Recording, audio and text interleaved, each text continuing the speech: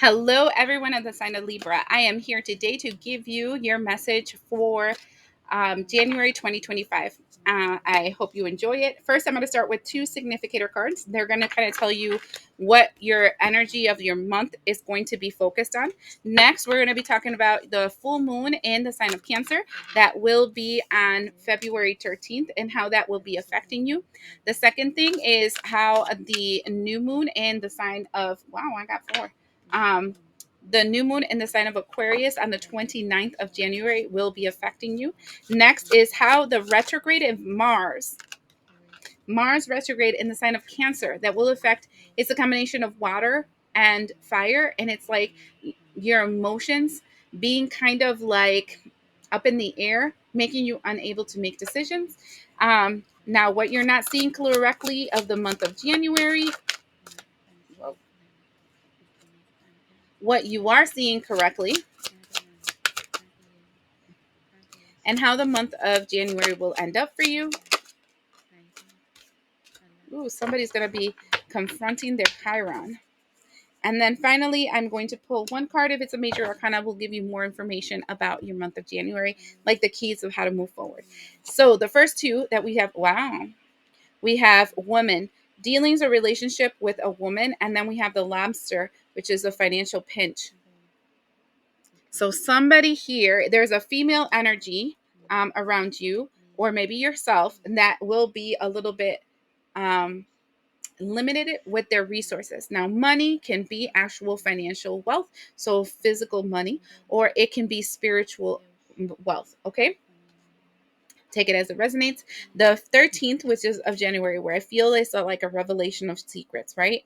We have the Ace of Wands and the Four of Cups, and this is the after tarot, so they're throwing out the ideas. So I feel like there is a need for you to take action. Ace of Wands. Like there's a flame in your butt telling you you need to do something.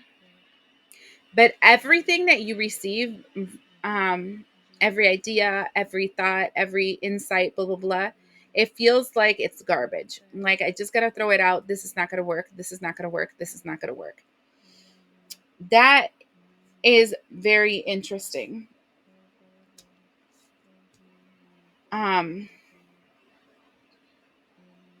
Because why do you think it's not going to work, right?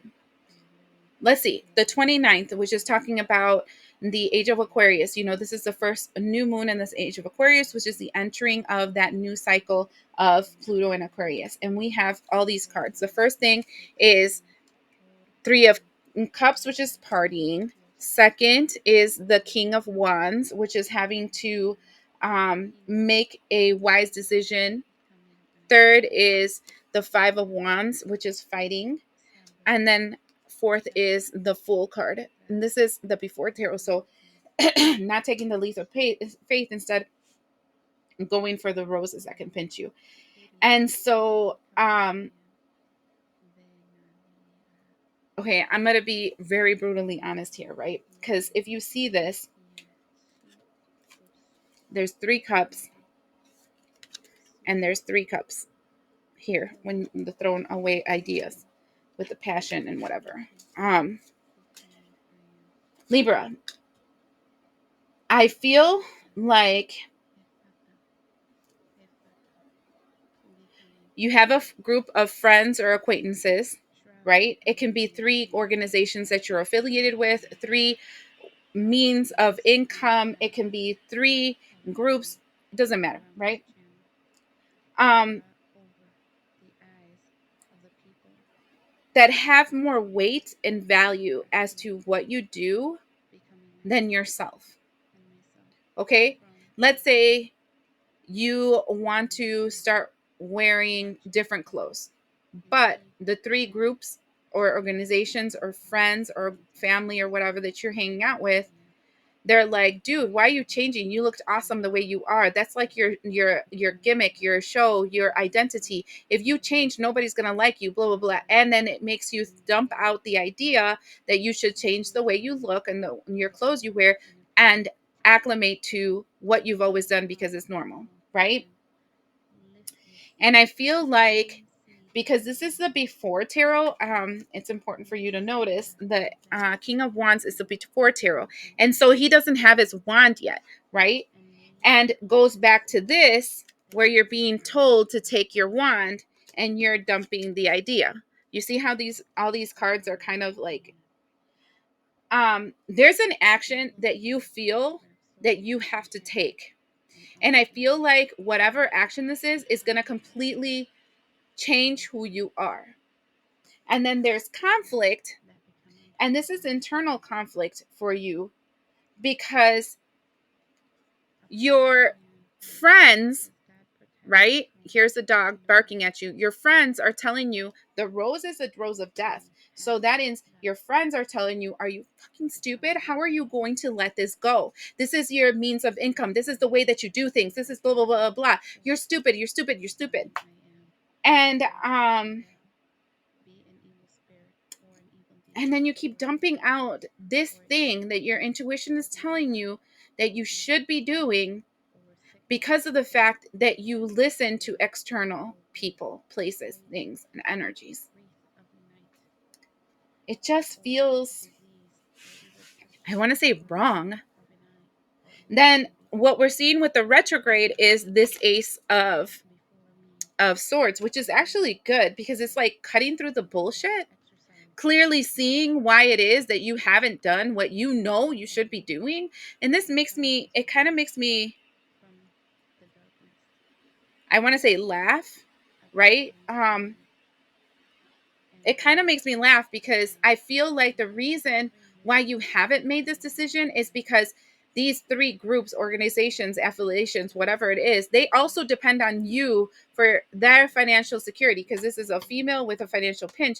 And it feels like they also live off of your energy, your action, your work, your finances. And so you're feeling like, how am I going to take this action? It's not just going to affect me, it's going to affect these people. And how is that making me a good Christian? I don't understand why that's even coming up. And so it's like you're doing the Jesus thing, right? You're putting yourself in the cross for another person because that's just the right thing to do. But you forgot that as soon as you're in the cross, you took Jesus off of it. So he didn't die for your sins. So he's not helping you out, right? You have to have faith that what you're being called to do is the correct thing. And that maybe what you're creating here is a codependency of these people towards you and you towards these people.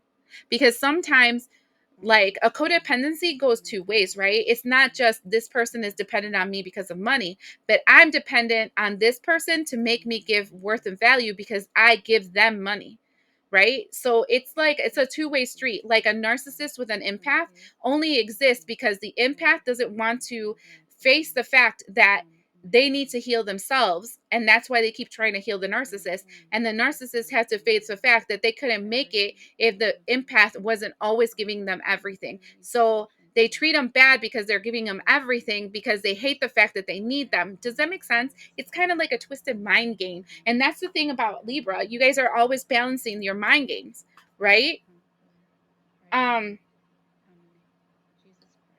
This is like really hard, like this reading in general, right? And then we have the dark side, what you're not seeing right. And what you're not seeing right is something that wants to come into your life. It's new, it doesn't have too many possibilities, it's like whatever that can potentially make you a lot of money. This is the fucking cup. This is this cup that you keep throwing out. This cup that you keep throwing out, right, can bring you a lot of money. But it's bringing you a lot of money. And you have three groups, three people, three individuals that are living off of you, that are reliant of your intercession. All right. So I stepped away for a second because I had to walk my dog. And now we're going to what you are seeing correctly. And what you are seeing correctly, look at that.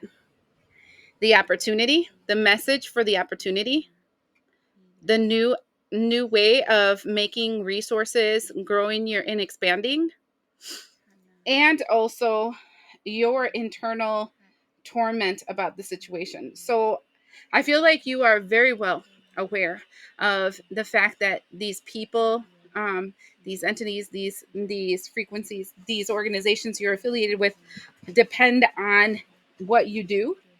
You know, there's a dependence here. There's like, I don't know, there's affiliations that you are strongly connected to that require of your time, energy, effort, intuition, yada yada. And disconnecting from them, you are aware of how that would negatively impact them, and you are very much aware of how that affects you mentally, spiritually, physically, emotionally. So I feel like you're putting yourself like a sacrificial lamb. I can't get past, Libra, the fact that I get this really strong um, Jesus in the cross energy for you, right? And I don't know, like, this is your Chiron, because this is my Chiron card. This is the Five of Swords. And this is the after tarot where he's actually fighting, and not, I mean, the before tarot where he's actually fighting and he hasn't won the war yet. He's still fighting these people. Um, I feel like knowing your Chiron placement, and knowing the negative aspect of the sign that your Chiron placement is in, knowing the house that it affects, you will understand a little bit more as to your challenge in this lifetime, what you came to heal, to repair, to walk away from. It's all on there, right? So then you understand where your Achilles heel is and why you keep falling, and what you need to do to move forward. Um, that will be really helpful for you. But this is you still in the battle of your Chiron, still in the battle of your wounded warrior, still in defeating and fighting the past life cycles that you are working past. You know, as I see, there's four people here, and two of them run away, and then two of them are still fighting. I do know that you have been doing the work, so you have progressed in a way that you've moved some things away from yourself, but there's still more to challenges to confront. And then I'm hearing all the way to 2027. So I'm seeing from 2025 to 2027, you're going to be working out of these, like trying to defeat your Chiron, you know, the lesson that you came to learn. Okay. Now, the card that you have here is the Six of Cups. This is just reiterating the message, which is telling me that this is the cycles that you came to learn in this lifetime, that were repeating cycles that you've had from other lifetimes, and that you are learning from, advancing and moving forward. I mean, we all here on earth, we all came with a Chiron assignment, right? And it's something that, in confronting it and healing it and repairing it and moving forward from it, we come to the point of being able to release ourselves from the influence that has in our lives. And then we evolve to the next newest version of ourselves, right? And then it becomes the tool that we use to confront other problems, because everything else after that in this lifetime will be centered around your Chiron. Um, so keep doing what you're doing, because you are doing the right thing. It just feels like knowing when you have to draw a line in the sand, and when you have to allow the other person to grow and to evolve, also to move forward, to not be so dependent on you, so that they can also confront their Chirons and they can also move forward, not only you, right? Sometimes part of our Chiron is learning the art of being the teacher. And the teacher is one that allows for a student to have conflicts and problems, and confront them on their own, based on the teachings that you have provided to them, um, and spoken to them about, for them to grow and to evolve, and not always be dependent on you. Okay. I hope you understand that. Thank you. And we hope to see you the next time. Bye.